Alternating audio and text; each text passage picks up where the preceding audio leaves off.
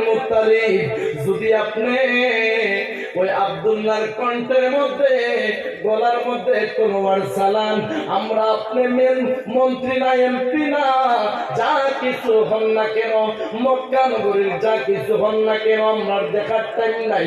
আমরা বলে দিলাম জীবন দিয়ে দিব, তারপরেও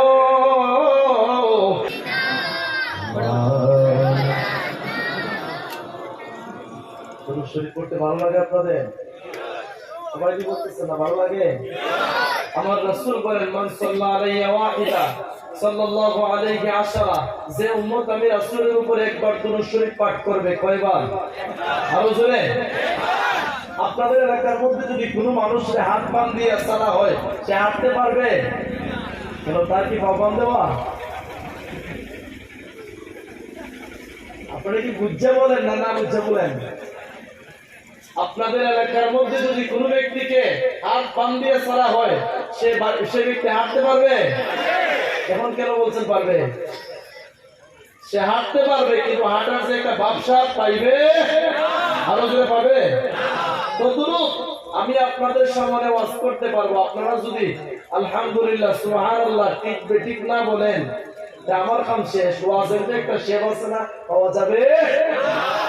বুঝছেন আমার কথা? একদম সোজা বুঝিয়ে দিলাম। হায়াতের মালিক একজন কে? আমার গলাটা একটু ভাঙা, কারণ কালকে প্রায় 3 ঘন্টা 3.5 ঘন্টা আলোচনা করতেছে বাংলাদেশে, বুঝছেন না? এরপরে সারাদিন গাড়ি চালিয়ে, কিন্তু আপনারা যদি আমার সহযোগিতা না করেন, কথা বলা যাবে? পারবেন তো ইনশাআল্লাহ? আপনারা আমার সহযোগী মানুষ, আমি আপনাদের মুসাফির, আমি আপনাদের জন্য মন ভরে দোয়া করে যাব ইনশাআল্লাহ। দুরূদ শরীফ পড়লে আমার রাসূল বলেন, একবার যদি আমি রাসূলের উপরে দুরূদ শরীফ পাঠ করে, আমার উম্মতের আমল নামার খাতার মধ্যে একটা না দুইটা না 10টা নেকি লিখে দেয় ফেরেশতারা। সঙ্গে সঙ্গে 10টা গুনাহ মাফ করে দেয়। পৃথিবীর যেই প্রান্তে চলাফেরা করুক না কেন আমার উম্মত, এক জায়গায় নয়, 2 জায়গায় নয়, 10 জায়গার মধ্যে ইজ্জত সম্মান বাড়িয়ে দেন একজন, তিনি কে? আরো একটা খুশির সংবাদ শুনবেন। আমার রাসূল বলেন, উম্মত শুনে রাখো, যে উম্মত আমি রাসূলের উপরে দুরূদ শরীফ পড়বে বেশি, সে উম্মত আমি রাসূলের সঙ্গে জান্নাতে থাকবে কাছাকাছি। কেন, কোন উম্মত আছে নি রাসূলের দূরে রেখে থাকতেন? সবাই চায় রাসূলের দিদার একটা বার, কথা বলেন ঠিক কিনা? কারণ ওই নবীর চেহারা যদি একবার জীবনে কেউ দেখতে পারে, তার জন্য জাহান্নামের আগুন হারাম হয়ে যাবে, জান্নাত ওয়াজিব হয়ে যাবে। তাইলে ওই নবীর উপরে দুরূদ শরীফ পড়া দরকার আছে না নাই? জবান খুলে মহব্বতের সহিত আল্লাহুম্মা সাল্লি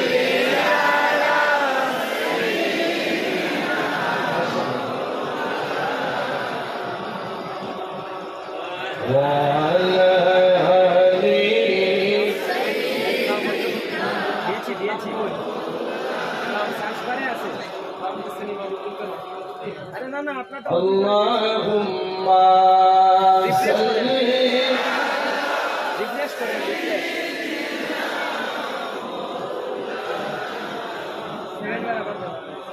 ওয়ালা আলি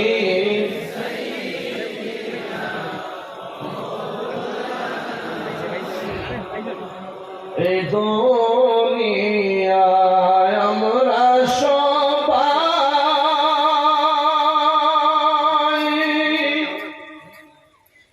কবরে দেশের বেশির যায়, কেউ বা আগে কেউ বা পরে যাইতে হবে গোরের পার। আল্লাহুম্মা মাশাআল্লাহ।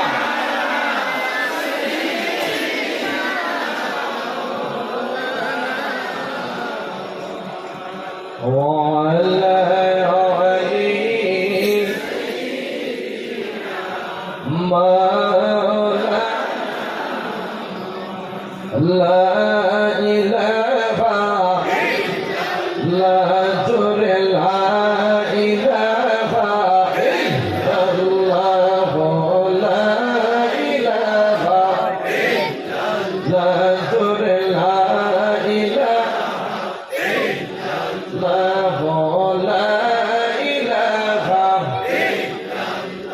জোরে লা ইলাহা মাশাআল্লাহ লা ইলাহা ইল্লাল্লাহ লা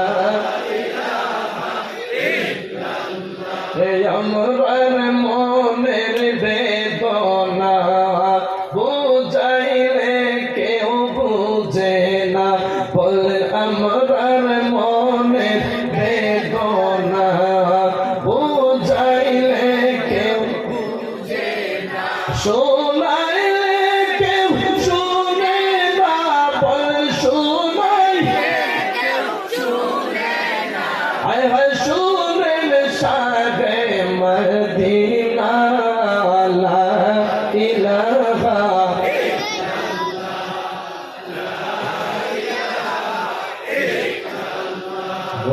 লা ইলাহা জোরে লা ইলাহা এই অনেক দূরে মদিনা আমরা কেমনে যাব জানি না বল অনেক দূরে মদিনা আমরা কেমনে যাব জানি না দয়া আল্লাহ দয়া করো দেখাও সোনার মদিনা লা ইলাহা লা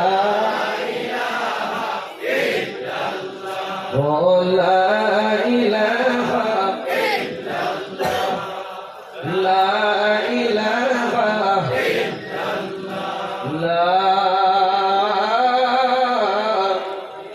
ইলাহা ইল্লাল্লাহু মুহাম্মাদুর রাসূলুল্লাহ সাল্লাল্লাহু আলাইহি ওয়াসাল্লাম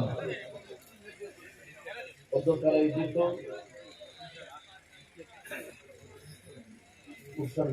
কচুদরম যুব সমাজের উদ্যোগে নাকি ঐতিহ্যবাহী সুন্নি মহাসম্মেলনের যৌথ সমাবেশের শ্রদ্ধাভাজন সভাপতি আজকের সবার আলোচক বৃন্দ যুবক ভাইরা মুরব্বী বাবারা আগামী দিনের ভবিষ্যৎ কলিজার টুকরা যুবক ভাইরা আল্লাহ প্রেমিক রাসূল প্রেমিক নওজোয়ান ভাই বাবারা আজকের এই মাহফিলে আসাতে বসাতে আপনারা খুশি না বেজার?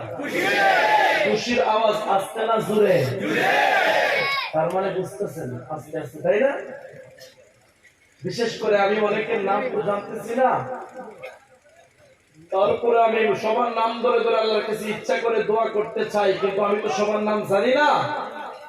আমার বারবার ফোন দিয়েছেন যিনি নজরুল ইসলাম ভাই, এরপরে শাহিন ভাই, এরপরে হচ্ছে আরো কে জানি মহরম ভাই, আর অনেক সাদিক ভাই সহ আমার সভাপতি সাহেব সহ যাদের নাম জানি আর যাদের নাম জানি না, যারা সামনে বসে আছেন আর যারা দাঁড়িয়ে আছেন জায়গা হচ্ছে না, প্রত্যেকের জন্য আল্লাহর কাছে বলি আল্লাহ, আরো জোরে বলি আল্লাহ। যারা এসেছেন, যারা আলোচনা শুনতেছেন, প্রত্যেকের জীবনের গুনাহ মাফ করে দেন। আরো জোরে আল্লাহ পাক আপনি আমাকে সুস্থতার সহিত মাহফিলে আসার মতো বসার মতো সুযোগ দিয়েছেন, সেজন্য অন্তরের অন্তঃস্থল থেকে কণ্ঠের আওয়াজ তুলে উচ্চ আওয়াজে বলি আলহামদুলিল্লাহ।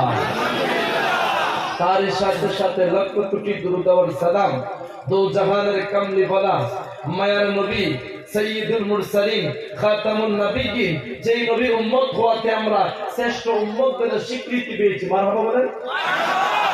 যেই নবী আপনি আমার জন্য দুনিয়ার মধ্যে দুনিয়ার সন্তানেরা আগমন হওয়ার পরে কি বাসায় জানি কান্নাকাটি করে, কিন্তু আমার নবী আপনার নবী যেই নবীজি দুনিয়ায় আসার পরে অন্য শব্দ নিয়ে কান্না করেন নাই, শুধু উম্মতি উম্মতি বলে টুট মুবারক লড়াইয়া আল্লাহর কাছে কাঁদছেন।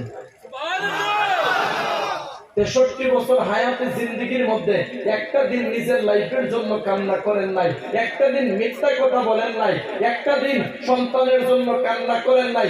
63 বছর হায়াতে জিন্দেগির মধ্যে উম্মতি উম্মতি বলে কাঁদছেন। আজও যারা এই জমিন থেকে আল্লাহর নবীর রওজা মুবারকের চতুর্দিকে ঘুরে ঘুরে দাঁড়াইয়া সালাম জানায়, তারা আজও দেখতে পায়, যারা আশিকে রাসূল দেখতে পায় ১৫০০ বছর শুরু হতে যাচ্ছে, আজও পর্যন্ত মায়ার নবী, দু জাহানের বাদশা, কামলি বলা নবী রওজা মুবারক থেকে উম্মতি উম্মতি বলে কাঁদবেন। কোন নবীর উম্মত আমরা?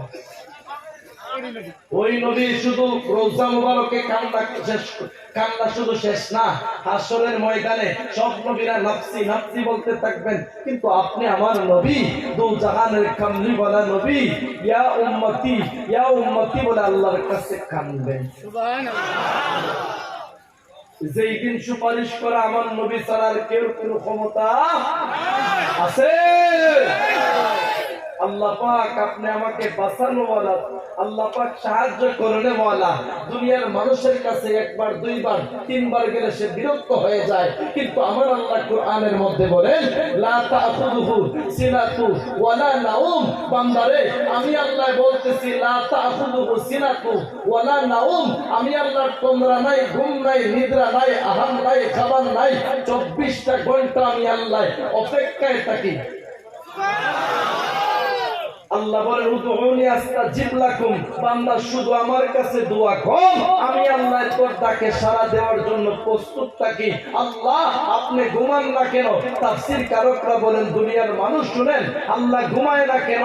আল্লাহ যদি ঘুমিয়ে যাইতেন, এই এলাকার মধ্যে কোনো মানুষ যদি হার্ট অ্যাটাক হইয়া বেদনা ধরে যদি চিৎকার করে আল্লাহ আল্লাহ বলে রাতের 2টার সময় 3টার সময়, আল্লাহ যদি ঘুমিয়ে যান, কে বান্দার ডাকে সাড়া দিবে?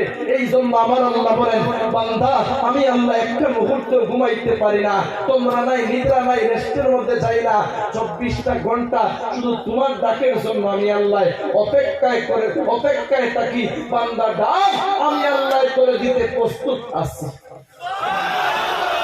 জবান খুলে উচ্চ আওয়াজে বলেন তিনি কে? আল্লাহ। আস্তে বলেন কে? আরো জোরে বলেন কে? দুনিয়ার মানুষ যা পারে না পারেন কে? একটা মানুষ সমুদ্রের মধ্যে সাঁতার না জানা ব্যক্তি আটকা পড়ে গেছে, ওই ব্যক্তিটার ওই সময় বাঁচানোর মালিক কে? আপনারা বলেন কে? এতক্ষণ ওনারা অপেক্ষায় দাঁড়িয়ে আছিলেন, সময় দিলাম বুঝছেন না ওনাদেরকে বলার জন্য। ইজ্জতের মালিক একজন কে? ওই নবীর আগমন, ওই নবী দুনিয়ার মধ্যে আসার পরে দুনিয়ার মধ্যে যত ধরনের অন্যায় আছে, বেবিচার আছে, জুলুম আছে, ফিতনা ফাসাদ আছে, আস্তে আস্তে সব দূর হতে চলছে। বলতেছিলাম শুনেন, আল্লাহর নবী সাধারণ কোন নবী নয়, যেই নবীর প্রশংসা আমার আল্লাহ স্বয়ং নিজে করেছেন, যেই নবীর ইজ্জত সম্মান আমার আল্লাহ বাড়িয়ে দিয়েছেন। ওয়া রাফা'না লাকা যিকরাক, আল্লাহর রাসূলের ইজ্জত মান সম্মান উচ্চ মাকামে পৌঁছিয়ে দিয়েছেন একজনকে। আরো জোরে। এবার মূল ঘটনার মধ্যে চলে যাব, আলোচনা যেহেতু সময় আমার বেশি না। আল্লাহ রাব্বুল আলামিন আমাদেরকে আপনাদেরকে সবাইকে কবুল করুন, বলেন আমিন। একটু দরুদ শরীফ পড়েন আল্লাহুম্মা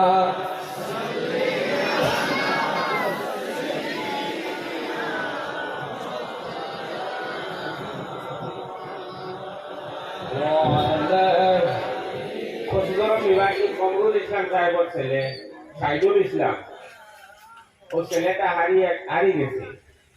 তাও যদি ভাইয়া তার বোন তার বাবা কমরুল ইসলামের হাতে সন্দেহ গেছে। আর প্যান্ডেলের ভিতরে যদি কমরুল ইসলাম থাকো, সাইদুল ইসলাম থাকো, তোমার বাবায় কোচ করছেন, তার লোকে গিয়ে দেখা করো। আল্লাহ সবাইকে কবুল করুন, আমিন। গভীর মনোযোগ। আল্লাহ রাব্বুল আলামিন গোটা পৃথিবীর মানব দানব যা কিছু সৃষ্টি করেছেন, এর মধ্যে সম্মান এবং শ্রেষ্ঠত্ব ঘোষণা দিয়েছেন আদম জাতিদেরকে। আল্লাহ রাব্বুল আলামিন কুরআনের মধ্যে বলেন ওয়ালাকাদ কাররামনা বানি আদম। আল্লাহু আকবার। রে পৃথিবীর মুসলমান, আপনি আমার চাইতে অনেক শক্তিশালী, কিন্তু পাহাড়ের হাতি আছে। কথা বলেন। আপনি আমার চাইতে ভালো ভালো খাবার, কিন্তু জঙ্গলার কিন্তু প্রাণীরা খায়, বাঘ ভাল্লুকে খায়, খায় কি খায় না? কিন্তু এদেরকে আমার আল্লাহ শ্রেষ্ঠ বলে ঘোষণা দেয় নাই। শ্রেষ্ঠত্ব দিয়েছেন একমাত্র আদম সন্তানদেরকে। রে পৃথিবীর মুসলমান, ওই মায়ার নবীর শান, ওই মায়ার নবীর ইজ্জত, এই আলোচনা কেন বারবার করে আসে কেরা? কারণ নবী ছাড়া কোনো উপায় নাই। লক্ষ্য করুন রে মুসলমান, আল্লাহর নবীর দাদার নাম আব্দুল মুত্তালিব। মাওলুদুল আরস নামক একটা কিতাব আছে, ইমাম লুহানি বর্ণনা করতেছেন আল্লাহর নবীর দাদা আব্দুল মুত্তালিব মক্কা নগরীর প্রেসিডেন্ট মানুষ ছিলেন। ইন দি মিন টাইমে মক্কা নগরীর চতুর্দিক থেকে মানুষগুলারা একটা অভিযোগ বারবার দিতেছে, আল্লাহু আকবার। ডাক দিয়া কয়, রে আব্দুল মুত্তালিব, ওই জমজম মরুভূমির ধুলি বালু জলের কারণে বন্ধ হয়ে গেছে। আল্লাহু আকবার। উঠাউঠি সমস্যা নাকি? আমাদের কোন সমস্যা আছে? 1 নাম্বার না 2 নাম্বার? কোন নাম্বার না, রং নাম্বার। আবার আইব কথা বলেন, ঘটনা ঢুকমু, ঘটনা ঢুকবো না উঠাউঠি করবেন? উঠাউঠি কইলেন না, কারণ ওয়াদা করছেন, কিন্তু যারা ওয়াদা রক্ষা করে তারা ইমানদার। এবার লক্ষ্য করে দেখুন, মক্কা নগরীর চতুর্দিক থেকে মানুষগুলারা আয়েশা ডাক দেয়া কয়, আব্দুল মুত্তালিব, আপনি এলাকার প্রেসিডেন্ট মানুষ, মক্কা নগরীর প্রেসিডেন্ট, আপনি বাদশা মানুষ, আপনি কাবা ঘরের মুতাওয়াল্লি সাহেব, আপনি ওই জমজম কূপটি পরিষ্কার করেন। রে আব্দুল মুত্তালিব, আপনি যদি জমজম কূপটি পরিষ্কার না করাইয়া দেন, তাহলে আমাদের সন্তানেরা পানির জন্য অনাহারে পড়ে যাবে। ছোট্ট ছোট্ট বাচ্চারা মায়ের স্তনের মধ্যে দুধ পাইতেছে না। আপনি অতি শীঘ্রই আমাদেরকে পানির ব্যবস্থা করে দেন। আব্দুল মুত্তালিব ইন্দির টাইমে কয়েকজন লোক দ্বারা জমজম কূপটি পরিষ্কার করাইলেন। আল্লাহু আকবার। ওই লোকগুলারা পরিষ্কার করার পরে এলাকার মানুষগুলারা তাকাইয়া দেখে, আগে যে অল্প অল্প পানি আসতো, কিন্তু এখন আগের চাইতে পানি বন্ধ হয়ে গেছে। ডাক দিয়া কয়, আব্দুল মুত্তালিব, কি আমাদের সঙ্গে মজা করতেছো নাকি? এলাকার মধ্যে মানুষগুলারা পানির জন্য সিরিয়ার মধ্যে দামেস্কের মধ্যে যাচ্ছে, কিন্তু আপনি পানির ব্যবস্থা করতেছেন না। কি লোক দেওয়াইয়া পরিষ্কার করাইছেন, এটাও তো বুঝতেছি না। ইন দি মিন টাইমে আল্লাহর নবীর দাদা খাজা আব্দুল মুত্তালিব তাকাইয়া দেখেন রে, জমজম কূপটি পরিষ্কার করা হয়েছে, কিন্তু পানি আগের মতো আর একটু উঠতেছে না। সাপের মধ্যে পড়ছেন কি পড়েন না? এলাকার মানুষগুলারা জ্ঞান জ্ঞান করতেছে, শুধু অভিযোগ দিচ্ছে, আপনি কেমন বাদশা, আপনি কেমন প্রেসিডেন্ট মানুষ, যদি পরিষ্কার না করান তাহলে আপনার বিরুদ্ধে আমরা স্লোগান দিব।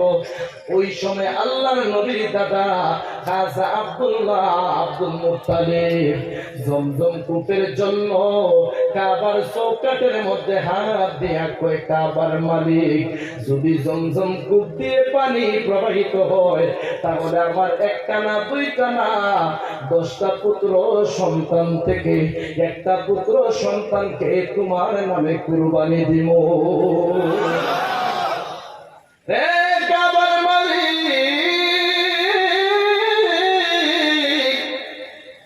ওই জমজম কূপ দিয়ে পানি উঠতেছে না, যদি জমজম কূপ দিয়ে পানি উঠে রে, তাহলে আমার 10টা পুত্র সন্তান থেকে একটা ছেলে সন্তান রে তোমার কাবা ঘরের সামনে নিজের হাত দিয়ে আমি কুরবানি করব। এই কথা যখন বলেছেন সঙ্গে সঙ্গে জমজম কূপ দিয়ে আগের মতো পানি উঠতেছে। আল্লাহু আকবার। কিন্তু মজার বিষয় হলো যখন বিপদে পড়েছেন তখন মান্যতের কথা ভিতরের মধ্যে কাজ করেছে, বিপদ শেষ হয়ে গেছে, মান্যতের কথা আগের মতো ভিতরের মধ্যে নাই। সুবহানাল্লাহ। রাতের মধ্যে ঘুমের ঘরের মধ্যে গেলেন, কে জানি ডাক দিয়ে কয়, আব্দুল মুত্তালিব রে, তুমি যে কাবা ঘরের চৌকাঠের মধ্যে হাত দিয়ে পড়েছো, জমজম কূপ দিয়ে যদি পানি ওঠে তোমার 10টা ছেলে সন্তান থেকে একটা ছেলে সন্তান রে কুরবানি দিবা।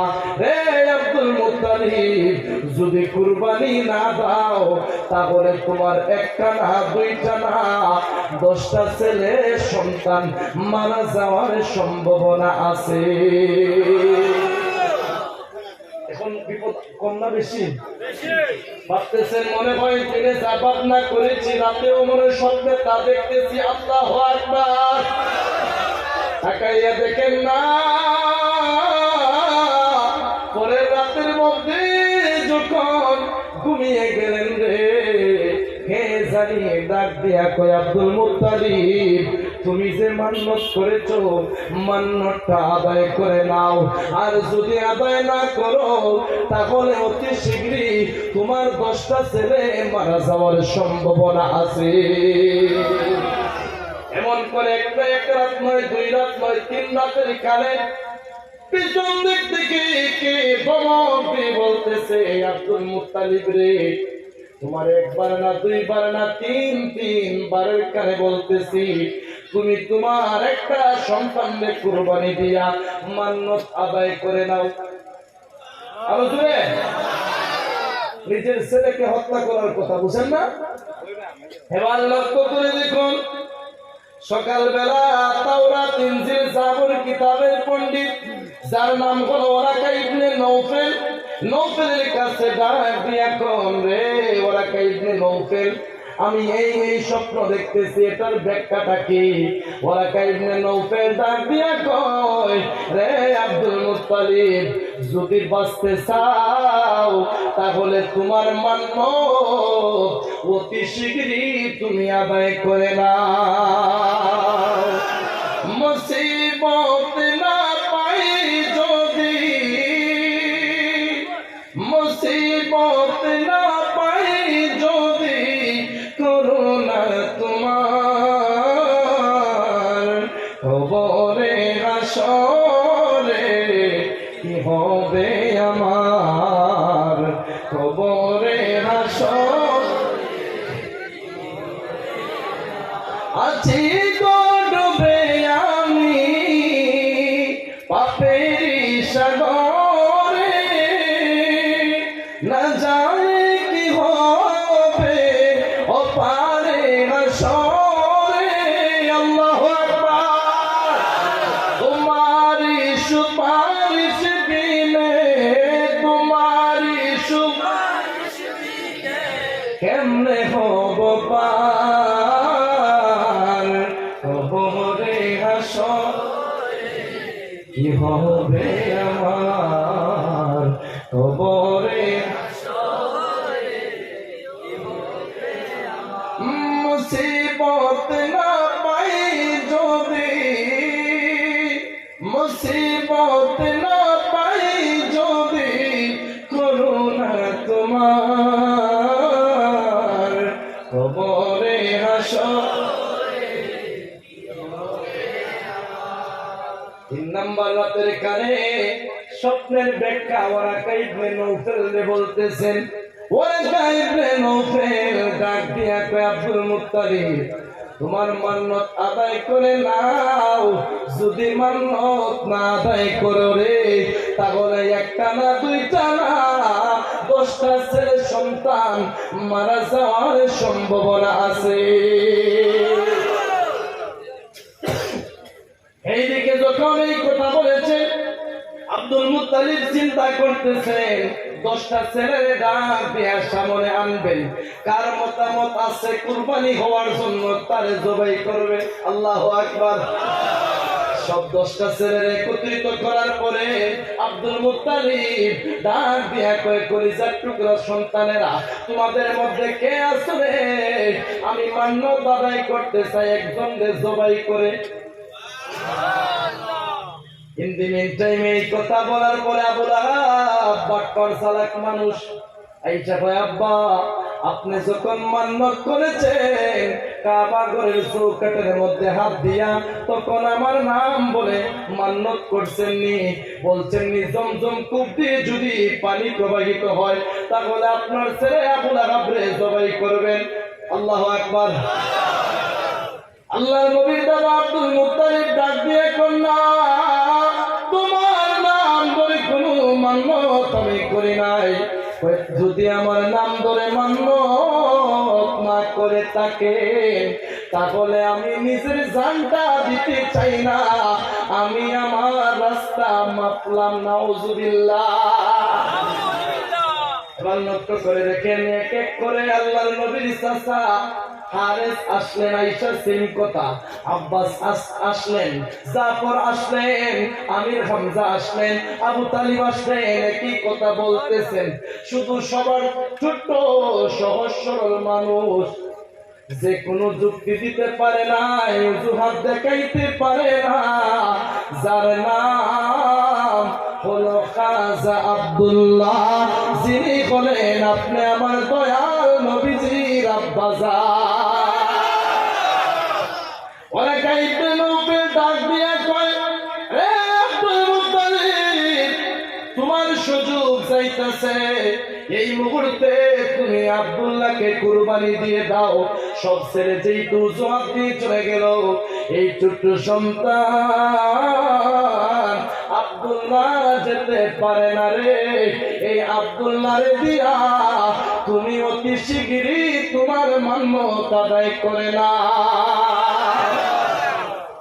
আব্দুল মুত্তালিব চিন্তা করলেন, ওরা ইবনে নৌফেল ভালো যুক্তি দিছে, হ্যাঁ আগামীকালকে 10 ঘটিকার সময় আব্দুল মুত্তালিব নিজের হাত দিয়া কাবা ঘরের সামনে খাজা আব্দুল্লাহ রে বাবা হইয়া সন্তানরে কুরবানি দিবেন।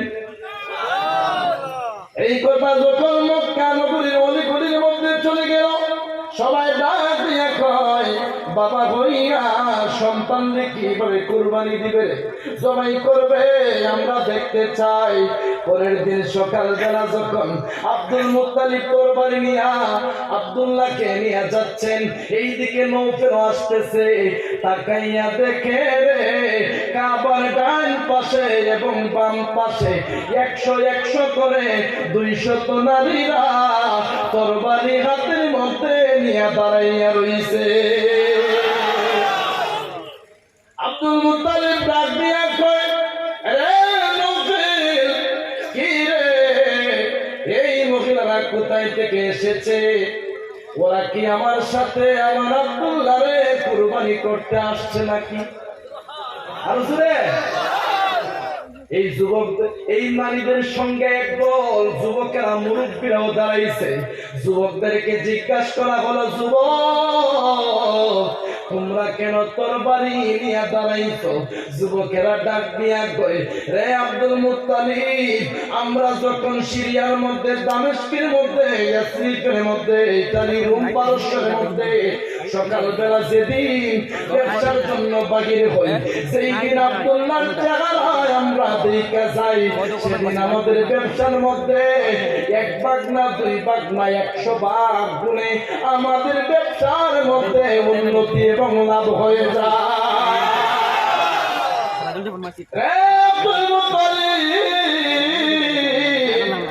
আপনার 9টা সন্তানকে কুরবানি দিবেন, কিন্তু আব্দুল্লাহর কণ্ঠের মধ্যে আপনারা কুরবানি চালাইয়েন না। সেদিন আমরা আব্দুল্লাহর দিকে যাইতে পারি নাই, সেদিন আমাদের আমরা অনেক উল্লেখ কইরা আব্দুল্লাহরে খোঁজাখুঁজি করে চলে যাই। এই দিন আমাদের ব্যবসার মধ্যে আর কোনো উন্নতি লাভ হয় হয় না। এখন বিশেষ কষ্ট আছে আপনাদের, কষ্ট আছে কতগুলো বাংলা এরপর আলোচনা করতেছি ইনশাআল্লাহ আপনাদের ভালোবাসায়। এই জায়গার মধ্যে দেখতেছি কয়েকটা চেহারার মানুষ আছে, কেউ শ্যামবর্ণ, কেউ পরিষ্কার, কেউ সাদা, কেউ কালো, কিন্তু আমি একটা চেহারা এমন দেখতেছি না, প্রত্যেকটা চেহারার দিকে দেখতেছি মায়ার নবীর মহব্বতের আলো। এটাই হচ্ছে ইমানদারের প্রমাণ। কথা বলেন ঠিক কিনা? কষ্ট আছে আপনাদের? আল্লাহর নবীর জন্মের ইতিহাসটা তুলে ধরতেছি। কোন নবীর উম্মত আমরা? এখন লক্ষ্য করে দেখেন, যুবকেরা বলতেছে আব্দুল মুত্তালিব কুরবানি যদি দিতে চাও তোমার 9টারে দিয়ে দাও, আমাদের কোনো বাধা নাই। তবে আব্দুল্লাহর কণ্ঠনালীর মধ্যে, গলার মধ্যে ছুরি চালাইতে পারবা না রে আব্দুল মুত্তালিব। যদি আপনি ওই আব্দুল্লাহর কণ্ঠের মধ্যে, গলার মধ্যে তলোয়ার চালান, আমরা আপনি মন্ত্রী না, এমপি না, যা কিছু হন না কেন, মক্কা নগরীর যা কিছু হন না কেন, আমরা দেখার টাইম নাই। আমরা বলে দিলাম